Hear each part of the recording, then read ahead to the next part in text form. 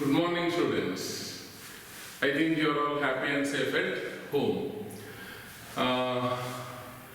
Second PUC ಕ್ಲಾಸಸ್ಗಳು ಗೌರ್ಮೆಂಟ್ನ SOP ಪ್ರಕಾರ ಆರಂಭವಾಗಿದೆ. ನಿಮಗೂ ಕೂಡ ಆದಷ್ಟು ಶೀಘ್ರದಲ್ಲಿ ಕ್ಲಾಸ್ ರೂಮ್ ಏನು ಹೇಳುವಂಥದ್ದು ಆಫ್ಲೈನ್ ತರಗತಿಗಳು ಕೂಡ ಪ್ರಾರಂಭವಾಗುತ್ತದೆ ಎನ್ನುವುದರ ಏನು ಹೇಳುವಂಥದ್ದು ಆಶಾವಾದವನ್ನು ಇಟ್ಕೊಂಡು welcome back to first PUC online classes economics chapter infrastructure. So Indian economic development ಅಲ್ಲಿ ಒಂದು ಚಾಪ್ಟರ್ ಇನ್ಫ್ರಾಸ್ಟ್ರಕ್ಚರ್ ಬಗ್ಗೆ. ಇನ್ಫ್ರಾಸ್ಟ್ರಕ್ಚರ್ ಅಂದ್ರೆ ಏನು? ಸೊ ಸಾಮಾನ್ಯವಾಗಿ ಇನ್ಫ್ರಾಸ್ಟ್ರಕ್ಚರ್ ಯಾಕೋಸ್ಕರ ಯೂಸ್ ಮಾಡ್ತಾರೆ ಅಥವಾ ಇನ್ಫ್ರಾಸ್ಟ್ರಕ್ಚರ್ ನ ಬೆನಿಫಿಟ್ಗಳು ಏನು, how it effects the economy ಅಥವಾ ಡೆವಲಪ್ಮೆಂಟ್ ಆಫ್ ಆನ್ ಎಕಾನಮಿ ಅನ್ನೋದ್ರ ಬಗ್ಗೆ ಇನ್ಫ್ರಾಸ್ಟ್ರಕ್ಚರ್ ಕ್ಲಾಸ್ ಅಲ್ಲಿ ನಾವು ಡಿಸ್ಕಸ್ ಮಾಡ್ಲಿಕ್ಕೆ ಇರ್ತದೆ. ಸೊ ಯಾವುದೆಲ್ಲ ಇನ್ಫ್ರಾಸ್ಟ್ರಕ್ಚರ್ ಫೆಸಿಲಿಟೀಸ್ಗಳು, ಇನ್ಫ್ರಾಸ್ಟ್ರಕ್ಚರ್ ಅಂದ್ರೆ ಏನು, ಸೊ ಯಾವ ರೀತಿ ಇನ್ಫ್ರಾಸ್ಟ್ರಕ್ಚರ್ ಅನ್ನು ಡೆವಲಪ್ ಮಾಡಬಹುದು ಎನ್ನುವುದರ ಬಗ್ಗೆ. ಸೊ ಇಲ್ಲಿ ಇನ್ಫ್ರಾಸ್ಟ್ರಕ್ಚರ್ ಎನ್ನುವಂಥದ್ದು ಸಾಮಾನ್ಯ ಲ್ಯಾಂಗ್ವೇಜ್ ಅಲ್ಲಿ ಇನ್ಫ್ರಾಸ್ಟ್ರಕ್ಚರ್ ಅಂದ್ರೆ ಏನಿರ್ಬೋದು? ಸಾಮಾನ್ಯವಾಗಿ ಇನ್ಫ್ರಾಸ್ಟ್ರಕ್ಚರ್ ಎನ್ನುವಂಥದ್ದು ಪ್ರತಿ ಕಂಟ್ರಿಯಲ್ಲಿ ಏನಿರುವಂಥದ್ದು ಬೇಸಿಕ್ ನೆಸೆಸಿಟೀಸ್ ಅಂತ ನಾವು ಕರಿತೇವೆ. ಸೊ ಆ ರೀತಿಯ ಬೇಸಿಕ್ ನೆಸೆಸಿಟೀಸ್ಗಳು ಯಾವ್ದೆಲ್ಲ ಇರ್ಬೋದು? ರೋಡ್ ಇರ್ಬೋದು, ಡ್ರಿಂಕಿಂಗ್ ವಾಟರ್ ಇರ್ಬೋದು, ಎಜುಕೇಶನ್ ಇರ್ಬೋದು, ಅಥವಾ ಹಾಸ್ಪಿಟಲ್ಸ್ಗಳಿರ್ಬೋದು, ಕಮ್ಯುನಿಕೇಶನ್ ಇರ್ಬೋದು, ಬ್ಯಾಂಕಿಂಗ್ ಸೆಕ್ಟರ್ ಇರ್ಬೋದು, ಟ್ರಾನ್ಸ್ಪೋರ್ಟೇಷನ್ ಬಸ್, ಟ್ರಕ್ ಅಥವಾ ಲಾರಿ ಅಥವಾ ರೈಲ್ವೆ. ಸೊ ಈ ರೀತಿ ಇದನ್ನೆಲ್ಲ ನಾವು ಏನಂತ ಕರೆಯುವಂಥದ್ದು, ಈ ರೀತಿಯ ಫೆಸಿಲಿಟೀಸ್ಗಳನ್ನು ನಾವು ಟೋಟಲ್ ಆಗಿ ಇನ್ಫ್ರಾಸ್ಟ್ರಕ್ಚರ್ ಅಂತ ಕರೆಯುವಂಥದ್ದು. ಬೇಸಿಕ್ ನೆಸೆಸಿಟೀಸ್, ಒಂದು ಎಕನಾಮಿಕ್ ಗ್ರೋತ್ಗೆ ಪೂರಕವಾಗಿರುವಂತಹ ಬೇಸಿಕ್ ನೆಸೆಸಿಟೀಸ್ಗಳು ಯಾವುದನ್ನೆಲ್ಲ ಇದೆ ಅದನ್ನು ನಾವು ಇನ್ಫ್ರಾಸ್ಟ್ರಕ್ಚರ್ ಫೆಸಿಲಿಟೀಸ್ ಅಂತ ಕರೆಯುವಂಥದ್ದು. ಸೊ ನಮ್ಮಲ್ಲಿ ಏನ್ ಹೇಳುವಂಥದ್ದು, ಅಮೆರಿಕಾದಲ್ಲಿ ನಾವು ಸಾಮಾನ್ಯವಾಗಿ ಅಥವಾ ಜಪಾನ್ನ ಬುಲೆಟ್ ಟ್ರೈನ್ ಗಂಟೆಗೆ 400-600 ಕಿಲೋಮೀಟರ್ ಸ್ಪೀಡ್ ಅಲ್ಲಿ ಹೋಗ್ತದೆ ಅಂತ ಹೇಳ್ತೇವೆ. ಅದೇ ಭಾರತದಲ್ಲಿ ಇನ್ನು ಕೂಡ ಗಂಟೆಗೆ 140 ಕಿಲೋಮೀಟರ್ ಸ್ಪೀಡ್ ಅಲ್ಲಿ ಹೋಗುವಂತ ಏನ್ ಹೇಳುವಂಥದ್ದು ರೈಲ್ವೆ ವೆಹಿಕಲ್ಸ್ ಗಳಿರುವಂತದ್ದು. ನಾವೇನಾಗ್ತಾ ಇದ್ದೇವೆ, ಒಂದು ಸ್ಟೆಪ್ ಫಾರ್ವರ್ಡ್ ಆಗಿ ಅದನ್ನು ನಾವು ಕೂಡ ನಮ್ಮಲ್ಲಿ ಕೂಡ ಇಂಪ್ಲಿಮೆಂಟ್ ಮಾಡ್ಲಿಕ್ಕೆ ಗವರ್ಮೆಂಟ್ ಆಫ್ ಇಂಡಿಯಾ ಏನು ಮಾಡಿದೆ, ಇನಿಷಿಯೇಷನ್ ತಗೊಂಡು ಡೆವಲಪ್ ಮಾಡ್ತಾ ಇದೆ. ಸೊ ಅದನ್ನು ಇನ್ಫ್ರಾಸ್ಟ್ರಕ್ಚರ್, ರೈಲ್ವೆ ಇನ್ಫ್ರಾಸ್ಟ್ರಕ್ಚರ್ ಅಂತ ಹೇಳುವಂಥದ್ದು. ಜಪಾನ್ ಎಷ್ಟು ಫಾರ್ವರ್ಡ್ ಆಗಿದೆ, ಎಷ್ಟು ಡೆವಲಪ್ಮೆಂಟ್ ಆಗಿದೆ ಅಂತ ಅದರಲ್ಲಿ ಗೊತ್ತಾಗ್ತದೆ. ಅದೇ ಭಾರತ ಇನ್ನೂ ಡೆವಲಪ್ಮೆಂಟ್ ಅನ್ನು ಹೊಂದಲಿಕ್ಕೆ ಏನು ಅವಕಾಶಗಳಿದೆ ಎನ್ನುವುದನ್ನು ತೋರಿಸ್ತದೆ ಎನ್ನುವಂಥದ್ದು. ಸೊ ಈ ರೀತಿಯ ಫೆಸಿಲಿಟೀಸ್ಗಳನ್ನು, ಸರ್ವಿಸಸ್ಗಳನ್ನು ನಾವು ಇನ್ಫ್ರಾಸ್ಟ್ರಕ್ಚರ್ ಅಂತ ಕರೆಯುವಂಥದ್ದು. So will discuss what exactly the infrastructure. So students, infrastructure means, infrastructure refers to the facilities or activities or the services. It is nothing but facilities or activities, at the same time services, which supports the economic development of a country. Or it supports the operation of the economic development of a country ಎನ್ನುವಂಥದ್ದು. So ಹಾಗಾದ್ರೆ infrastructure ಅಂದ್ರೆ ಏನು? Infrastructure refers to, it is nothing but facilities. ನಮಗೆ for example study ಮಾಡಬೇಕಾದ್ರೆ ಒಂದಷ್ಟು ಫೆಸಿಲಿಟೀಸ್ಗಳು ಬೇಕು. Bench ಇರ್ಬೋದು, desk ಇರ್ಬೋದು, ಪೆನ್ ಇರ್ಬೋದು, ಪೆನ್ಸಿಲ್ ಇರ್ಬೋದು, ಪುಸ್ತಕ ಇರ್ಬೋದು, ನೋಟ್ ಪುಸ್ತಕ ಇರ್ಬೋದು, ಟೀಚ್ ಮಾಡಲಿಕ್ಕೆ ಬೋರ್ಡ್ ಇರ್ಬೋದು, ಚಾಕ್ ಇರ್ಬೋದು, ಡಸ್ಟರ್ ಇರ್ಬೋದು ಅಲ್ವಾ. ಒಂದು ಕ್ಲಾಸ್ ರೂಮ್ ಅಂದ್ರೆ ಈ ರೀತಿಯ ಫೆಸಿಲಿಟೀಸ್ಗಳಲ್ಲಿ ಬೇಕಾಗ್ತದೆ. ಅದೇ ಒಂದು ಎಕನಾಮಿಕ್ ಆಕ್ಟಿವಿಟೀಸ್ಗಳಾಗಬೇಕು ಅಂತಾದ್ರೆ ಒಂದಷ್ಟು these are the facilities or activities or services are essential. So ಆ ಸರ್ವಿಸಸ್ ಗಳಿಗೆ, ಫೆಸಿಲಿಟೀಸ್ ಗಳಿಗೆ ನಾವೇನು ಹೇಳುವಂಥದ್ದು ಇನ್ಫ್ರಾಸ್ಟ್ರಕ್ಚರ್ ಅಂತ ಹೇಳುವಂಥದ್ದು. Why it needed to support the economic development or to support the operation of the economy ಅಥವಾ economic development of a country ಎನ್ನುವಂಥದ್ದು. So infrastructure ಅಂದ್ರೆ ನಾನು ಆಲ್ರೆಡಿ ಎಕ್ಸಾಂಪಲ್ ಕೊಟ್ಟೆ. These are the facilities are the activities are the services. ಯಾವುದೆಲ್ಲ ಇರಬಹುದು? So types of infrastructure facilities are the types. First one, economic infrastructure.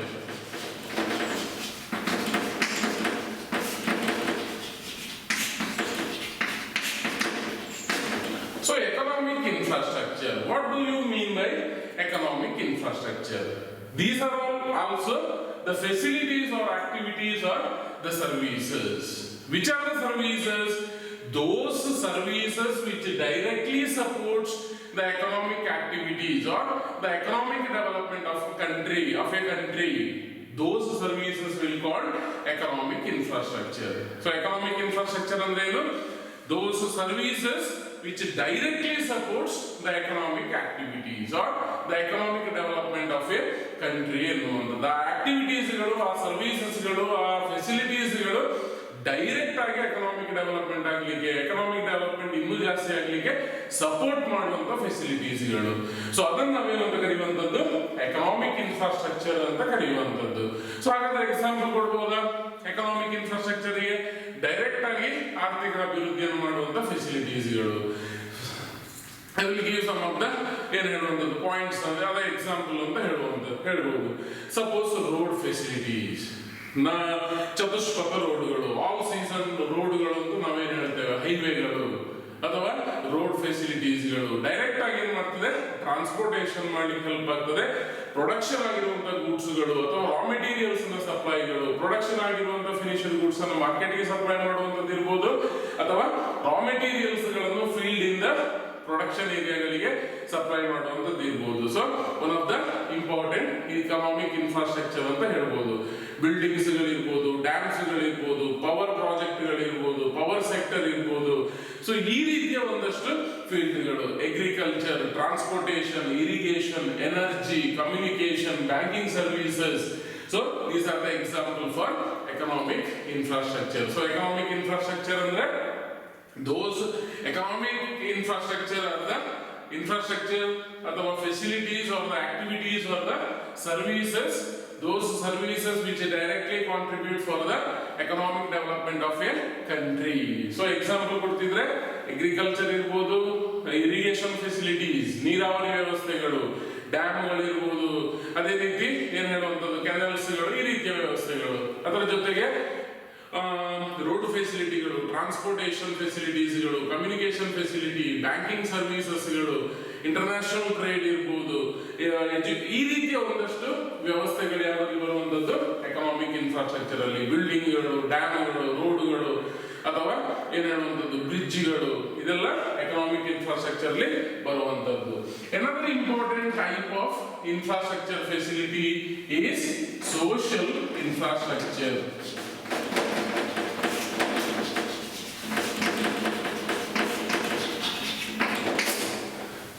So another important types of infrastructure facility is social infrastructure, just opposite to economic infrastructure. So under social infrastructure, those infrastructure facilities or services which indirectly supports economic development. Indirect ಆಗಿ ಏನ್ ಮಾಡ್ತದೆ, ಆರ್ಥಿಕ ಅಭಿವೃದ್ಧಿಗೆ ಅದು support ಮಾಡ್ತದೆ. So ಆ ರೀತಿಯ ಫೆಸಿಲಿಟೀಸ್ಗಳನ್ನು, ಆಕ್ಟಿವಿಟೀಸ್ಗಳನ್ನು, ಸರ್ವಿಸಸ್ಗಳನ್ನು ನಾವೇನು ಕರೆಯುವಂಥದ್ದು ಸೋಷಿಯಲ್ ಇನ್ಫ್ರಾಸ್ಟ್ರಕ್ಚರ್ ಅಂತ ಕರೆಯುವಂಥದ್ದು. ಯಾವ್ದಿರ್ಬೋದು? ಇಂಡೈರೆಕ್ಟ್ ಆಗಿ suppose educational institution, education, primary education ಅಥವಾ high school education, PUC education, degree education, post graduation, higher studies. So ಈ ರೀತಿಯ ಎಜುಕೇಶನ್ ಫೆಸಿಲಿಟೀಸ್ಗಳು ಇಂಡೈರೆಕ್ಟ್ ಆಗಿ ಏನ್ ಮಾಡ್ತದೆ, ಹ್ಯೂಮನ್ ರಿಸೋರ್ಸಸ್ ಅನ್ನು ರೂಪುಗೊಳಿಸ್ತದೆ, ಸೊಸೈಟಿಗೆ ಕೊಡ್ತದೆ, ಸೊಸೈಟಿಯಲ್ಲಿ ಎಕಾನಮಿಯಲ್ಲಿ ಅವ್ರು ಏನ್ ಮಾಡ್ತಾರೆ, ಅವರ ರಿಸಲ್ಟ್ ಅನ್ನು ಕೊಡ್ತಾರೆ. So educational institutions. ಅದು ಬಿಟ್ರೆ ಹೆಲ್ತ್ ಇನ್ಫ್ರಾಸ್ಟ್ರಕ್ಚರ್, ಹಾಸ್ಪಿಟಾಲಿಟಿಗಳು, ಮೆಡಿಸಿನ್ ಅಥವಾ ಮೆಡಿಕಲ್ಗಳು, ಡಾಕ್ಟರ್ಸ್ಗಳು, ಈ ರೀತಿ ನರ್ಸ್ಗಳು, ಅಂದ್ರೆ ಟೋಟಲ್ ಆಗಿ ಹೆಲ್ತ್ ಇನ್ಫ್ರಾಸ್ಟ್ರಕ್ಚರ್. ಹಾಸ್ಪಿಟಲ್ಸ್ಗಳು ಏನಾದ್ರೂ ಇಂಪಾರ್ಟೆಂಟ್ ಏನ್ ಹೇಳುವಂಥದ್ದು ಸೋಷಿಯಲ್ ಇನ್ಫ್ರಾಸ್ಟ್ರಕ್ಚರ್ ಅಂತ ಹೇಳ್ಬೋದು. ಡ್ರಿಂಕಿಂಗ್ ವಾಟರ್ ಸಪ್ಲೈ ಇರ್ಬೋದು, ಹೌಸಿಂಗ್ ಫೆಸಿಲಿಟೀಸ್ಗಳು ಇರ್ಬೋದು. ಸೊ ಇದೆಲ್ಲ ಒಂದಷ್ಟು ಸೋಷಿಯಲ್ ಇನ್ಫ್ರಾಸ್ಟ್ರಕ್ಚರ್ಗೆ ಇಂಪಾರ್ಟೆಂಟ್ ಆದ example. Health, education, housing facilities, supply of electricity, water supply, ಇದೆಲ್ಲ ಸೋಷಿಯಲ್ ಇನ್ಫ್ರಾಸ್ಟ್ರಕ್ಚರ್. ಅಂದ್ರೆ indirectly it supports economic development. So there are two important types of infrastructure. One is economic infrastructure or social infrastructure. ಇದನ್ನು ಹೀಗೆ ಕೂಡ ಕರೀತಾರೆ, economic overhead capital, social overhead capital ಅಂತ ಕೂಡ. Economic overhead capital ಅಲ್ಲಿ ಏನ್ ಹೇಳುವಂಥದ್ದು, ಅದು ಡೈರೆಕ್ಟ್ ಆಗಿ ಆ ಫೆಸಿಲಿಟೀಸ್ಗಳು ಸಪೋರ್ಟ್ ಮಾಡ್ತದೆ ಎಕನಾಮಿಕ್ ಡೆವಲಪ್ಮೆಂಟ್ ಗೆ. ಅದೇ ಸೋಷಿಯಲ್ ಓವರ್ಹೆಡ್ ಕ್ಯಾಪಿಟಲ್ ಇಂಡೈರೆಕ್ಟ್ ಆಗಿ ಸಪೋರ್ಟ್ ಮಾಡುವಂಥದ್ದು. ಸೊ ಇನ್ಫ್ರಾಸ್ಟ್ರಕ್ಚರ್ ಅಂದ್ರೆ ಏನು? What are the types of infrastructure? So infrastructure means, infrastructure refers to the facilities, activities and services which supports the economic development of a nation or the country. Either it may contribute directly or indirectly. So types of infrastructure. Before that, example for infrastructure. Agriculture ಇರ್ಬೋದು, irrigation facility ಇರ್ಬೋದು, road ಇರ್ಬೋದು, transportation sector ಇರ್ಬೋದು, health ಇರ್ಬೋದು, education ಇರ್ಬೋದು, housing facility ಇರ್ಬೋದು, drinking water ಇರ್ಬೋದು, communication, banking service, trade, these are the infrastructure facilities. ಒಂದು 50 ವರ್ಷಕ್ಕೆ ಕಂಪೇರ್ ಮಾಡಿದ್ರೆ ಭಾರತದಲ್ಲಿ ಈಗ ದೊಡ್ಡ ಮಟ್ಟಿನ ಇನ್ಫ್ರಾಸ್ಟ್ರಕ್ಚರ್ ಡೆವಲಪ್ಮೆಂಟ್ ಗಳನ್ನು ನಾವು ಕಾಣ್ತೇವೆ. ಎಲೆಕ್ಟ್ರಿಸಿಟಿಯಲ್ಲಿ ಇರ್ಬೋದು, ರೋಡ್ ಅಲ್ಲಿ ಇರ್ಬೋದು, ಬ್ಯಾಂಕಿಂಗ್ ಸೆಕ್ಟರ್ ಅಲ್ಲಿ ಇರ್ಬೋದು, ಕಮ್ಯುನಿಕೇಶನ್ ಅಲ್ಲಿ ಇರ್ಬೋದು. So the types of infrastructure, economic infrastructure and social infrastructure. Under economic infrastructure, infrastructure facilities directly contribute to the economic development of a country. Example, irrigation, agriculture, communication, banking sector, road, dams, ಅಥವಾ bridges. So ಈ ರೀತಿಯ construction activities ಇದೆಲ್ಲ direct ಆಗಿ contribute ಮಾಡುವಂಥದ್ದು. Trade, social infrastructure, those infrastructure facilities which indirectly supports the economic development of a country. Education, hospitality, drinking water supply, housing facility, these are some of the examples for social infrastructure. So next one is, how does infrastructure help the modern economy? How does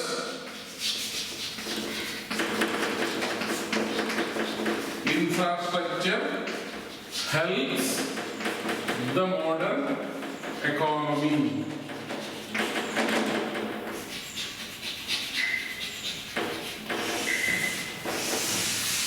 How does infrastructure helps the modern economy? Modern economy, ಏನು modern economy ಅಂದ್ರೆ economic system. So ಒಂದಷ್ಟು development, traditional ವ್ಯವಸ್ಥೆಯಿಂದ modern ವ್ಯವಸ್ಥೆಗೆ. How does infrastructure helps the modern economy? Total ಆಗಿ infrastructure helps to increase the productivities of factors of production. Help to increase the productivity, production or productivity of the factors of production. First important thing is, infrastructure helps to increase the productivity of the factors of production. So ಏನು factors of production? Productivity ಅಂದ್ರೆ ಏನು? Production capacity ಅಂತ ಹೇಳ್ಬೋದು. Factors of production ಅಂದ್ರೆ ಏನು? Those factors of production are very essential to increase the production. ಅದರ ಅರ್ಥ ಏನು ಅಂತ ಕೇಳಿದ್ರೆ, ಇಂಡೈರೆಕ್ಟ್ ಆಗಿ ಪ್ರೊಡಕ್ಷನ್ ಇನ್ಕ್ರೀಸ್ ಆಗಲಿಕ್ಕೆ infrastructure facilities are very essential ಅಂತ ಹೇಳ್ಬೋದು. ಸೊ 4 ಫ್ಯಾಕ್ಟರ್ಸ್ ಆಫ್ ಪ್ರೊಡಕ್ಷನ್ಸ್ ಗಳು ನಾವು ಕಲ್ತಿದ್ದೇವೆ. Land, labour, capital and organisation. ಲ್ಯಾಂಡಿಗೆ ರಿವಾರ್ಡ್ ಏನು? ರೆಂಟ್ ಅನ್ನು ಕೊಡ್ತೇವೆ. ಲೇಬರ್ಗೆ ರಿವಾರ್ಡ್ ಏನು? ವೇಜ್ ಅನ್ನು ಕೊಡ್ತೇವೆ. ಕ್ಯಾಪಿಟಲ್ ರಿವಾರ್ಡ್ ಏನು? Rate of interest. ಆರ್ಗನೈಸೇಷನ್ ಗೆ ಪ್ರಾಫಿಟ್. ಸೊ ಈ ಲ್ಯಾಂಡ್, ಲೇಬರ್, ಕ್ಯಾಪಿಟಲ್, ಆರ್ಗನೈಸೇಷನ್ ನ ಪ್ರೊಡಕ್ಷನ್ ಕೆಪಾಸಿಟಿಯನ್ನು ಇನ್ಕ್ರೀಸ್ ಮಾಡಲಿಕ್ಕೆ, ಐ ಮೀನ್ ಪ್ರೊಡಕ್ಟಿವಿಟಿಯನ್ನು ಇನ್ಕ್ರೀಸ್ ಮಾಡಲಿಕ್ಕೆ ಇನ್ಫ್ರಾಸ್ಟ್ರಕ್ಚರ್ ಫೆಸಿಲಿಟೀಸ್ಗಳು ಹೆಲ್ಪ್ ಮಾಡ್ತವೆ. ಸೊ ಟ್ರಾನ್ಸ್ಪೋರ್ಟೇಷನ್ ಫೆಸಿಲಿಟೀಸ್ಗಳು ಏನ್ ಮಾಡ್ತವೆ? ಲೇಬರ್ಗೆ ಹೆಲ್ಪ್ ಆಗ್ಬೋದು, ಆರ್ಗನೈಸೇಷನ್ಗೆ ಹೆಲ್ಪ್ ಆಗ್ಬೋದು, ಬ್ಯಾಂಕಿಂಗ್ ಫೆಸಿಲಿಟೀಸ್ಗಳು ಕ್ಯಾಪಿಟಲ್ಗೆ ಹೆಲ್ಪ್ ಆಗ್ಬೋದು. ಸೊ ಒಂದಷ್ಟು ಏನ್ ಹೇಳುವಂಥದ್ದು, ಡೆವಲಪ್ಮೆಂಟ್ಸ್ ಇನ್ ಲ್ಯಾಂಡ್ ಏರಿಯಾಸ್, ಇದೆಲ್ಲ ಇನ್ಫ್ರಾಸ್ಟ್ರಕ್ಚರ್ ಬಂದ್ರೆ ಲ್ಯಾಂಡಿಗೆ ರೆಂಟ್ ಜಾಸ್ತಿ ಆಗ್ತದೆ. ಟೋಟಲ್ ಆಗಿ ಏನಾಗುವಂಥದ್ದು, to increase the production, infrastructure facilities are essential in the modern economy ಅಂತ ಹೇಳ್ಬೋದು. ನೆಕ್ಸ್ಟ್ ಒಂದು, infrastructure facility help to increase the standard of living of the people. So standard of living ಅಂದ್ರೆ ಏನೆನ್ನುವಂಥದ್ದು, ಒಂದು ಒಳ್ಳೆ ಪರ್ ಕ್ಯಾಪಿಟ ಇನ್ಕಮ್, ಒಂದು standard of living, ಎಲ್ಲರೂ ಹ್ಯಾಪಿಯಾಗಿ ಆ ಫ್ಯಾಮಿಲಿಯಲ್ಲಿ ಇರುವಂಥದ್ದು, ಒಳ್ಳೆ ಕೆಲಸ, ಒಳ್ಳೆ ಎಂಪ್ಲಾಯ್ಮೆಂಟ್ ಆಪರ್ಚುನಿಟಿ, ಒಳ್ಳೆ ರೀತಿಯ ಸ್ಯಾಲರಿ, ಬೇಕಾದ ವಾಂಟ್ಸ್ಗಳನ್ನೆಲ್ಲ ಸ್ಯಾಟಿಸ್ಫ್ಯಾಕ್ಷನ್ ಮಾಡುವಂತ ಕೆಪಾಸಿಟಿ. ಸೊ ಒಂದು ಏನ್ ಹೇಳುವಂಥದ್ದು, ವೆಲ್ಫೇರ್ ಫ್ಯಾಮಿಲಿ ಅಥವಾ ಅವನ ಸ್ಟ್ಯಾಂಡರ್ಡ್ ಆಫ್ ಲಿವಿಂಗ್ ಸ್ಟ್ಯಾಂಡರ್ಡ್ ಅನ್ನು ಇನ್ಕ್ರೀಸ್ ಮಾಡಲಿಕ್ಕೆ ಇನ್ಫ್ರಾಸ್ಟ್ರಕ್ಚರ್ ಫೆಸಿಲಿಟಿ ಹೆಲ್ಪ್ ಮಾಡ್ತದೆ. ಫಾರ್ ಎಕ್ಸಾಂಪಲ್ ಎಂಟರ್ಟೈನ್ಮೆಂಟ್ಗೆ ಟಿವಿ ಚಾನೆಲ್ಸ್ಗಳು, ಮೊಬೈಲ್ಸ್ಗಳು ಈಗಿನ ಇನ್ಫ್ರಾಸ್ಟ್ರಕ್ಚರ್ ಫೆಸಿಲಿಟಿಯಿಂದಾಗಿ ಡೆವಲಪ್ಮೆಂಟ್ ಆಗಿರುವಂಥದ್ದು. ಇಲೆಕ್ಟ್ರಿಸಿಟಿ ಅಥವಾ ಏನು ಹೇಳುವಂಥದ್ದು ಪವರ್ ಸೆಕ್ಟರ್ಗಳ ಡೆವಲಪ್ಮೆಂಟ್ ಅಥವಾ ಇಂಡಸ್ಟ್ರಿಯಲ್ ಡೆವಲಪ್ಮೆಂಟ್ಗಳು. So to increase our standard of living, infrastructure facilities are essential. It contribute to the modern economy.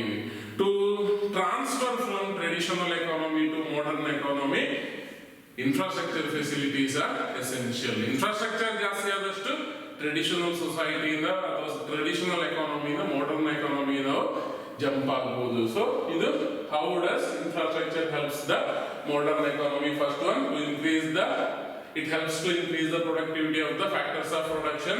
Second one, to increase the standard of living of the people. So this is about infrastructure.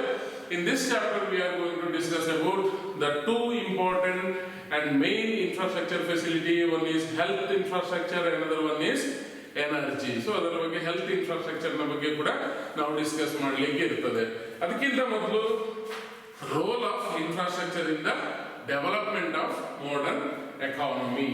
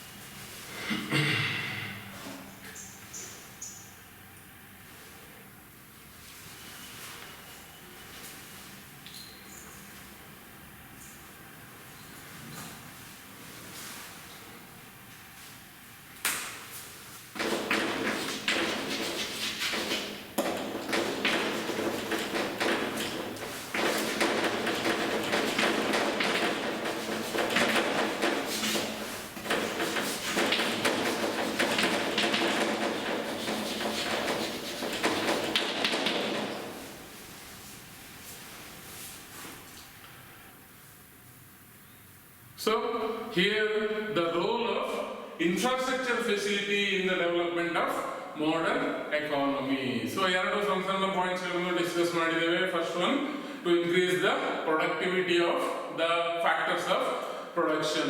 Total ಆಗಿ to increase the production in agriculture, industrial and the service sector. So second one is to increase our standard of living. So at the same time, role of infrastructure facility in the development of modern economy, smooth functioning of the economy. Smooth functioning of the economy is possible only by the help of good infrastructure facilities. So smooth functioning, infrastructure facilities act like a wheel. ನೀವು ಆಲೋಚನೆ ಮಾಡಿ ಎಷ್ಟು ಚಂದ explain ಮಾಡಿದ್ದಾರೆ ಅಂತ. Wheels of the development ಎನ್ನುವಂಥದ್ದು. Infrastructure facility ಎನ್ನುವಂಥದ್ದು development ಎನ್ನುವ ರಥದ ಚಕ್ರ. ಆಲೋಚನೆ ಮಾಡಿ, ಚಕ್ರವೇ ಇಲ್ಲ ಅಂತಂದ್ರೆ ರಥ ಮುಂದೆ ಹೋಗ್ತದ? ಡೆವಲಪ್ಮೆಂಟ್, ಎಕನಾಮಿಕ್ ಡೆವಲಪ್ಮೆಂಟ್ ಎನ್ನುವ ರಥ ಮುಂದೆ ಹೋಗ್ಲಿಕ್ಕೆ ಸಾಧ್ಯನಾ? ಸಾಧ್ಯ ಇಲ್ಲ. So infrastructure facilities are the wheels of development ಎನ್ನುವಂಥದ್ದು. So infrastructure facilities are very essential to increase the economic development or the smooth functioning of the economy. ಎಕಾನಮಿಯಲ್ಲಿ 3 ಸೆಕ್ಟರ್ಸ್ ಗಳಿರ್ತದೆ: agriculture, industrial and the service sector.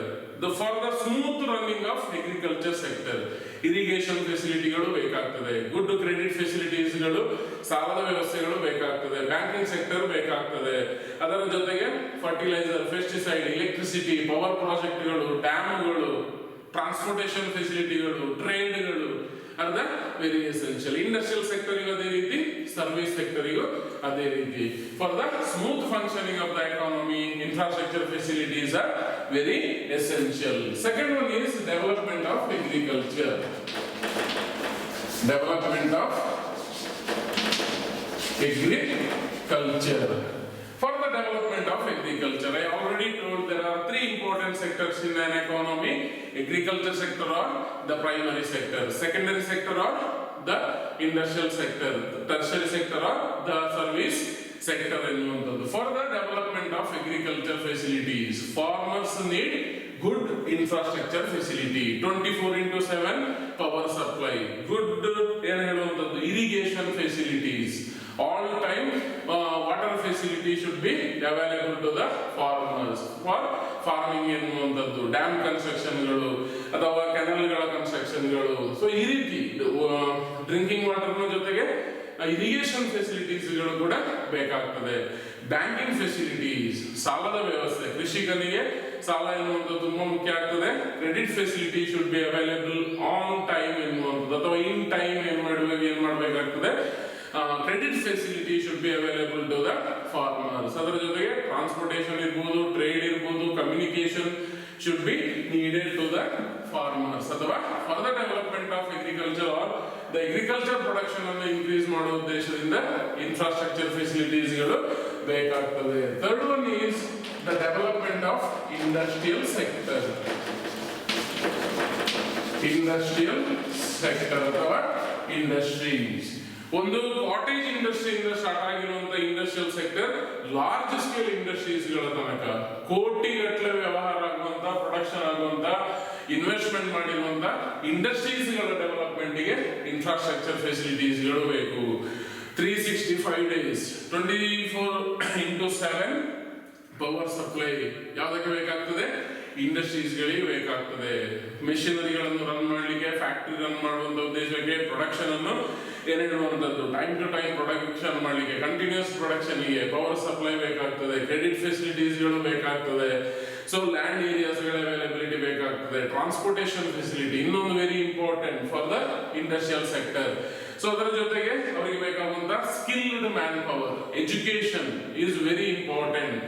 ಜೊತೆಗೆ health infrastructure facilities. Suppose industrial workers ಗಳ health ಸರಿ ಇಲ್ಲ ಅಂತಂದ್ರೆ problem in production ಅಂತ ಹೇಳ್ಬೋದು. So good health facilities ಗಳು. ಅದರ ಜೊತೆಗೆ banking and insurance facilities are also needed for the industrial sector ಎನ್ನುವಂಥದ್ದು. Next one, improvement in productivity.